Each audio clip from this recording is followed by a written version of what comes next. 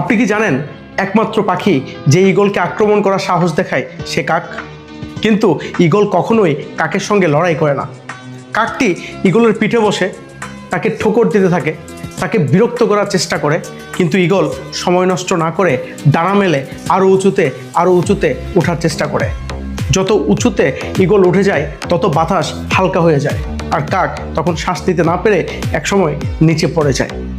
Eagle একটাও লড়াই না করে কেবল নিজের উচ্চতা দিয়ে কাককে হারিয়ে দেয়। ঠিক তেমনি আপনার জীবনেও এমন অনেক কাক থাকবে যারা আপনাকে নিচে নামাতে চাইবে, আপনার সমালোচনা করবে, আপনার মনোবল ভেঙে দেওয়ার চেষ্টা করবে।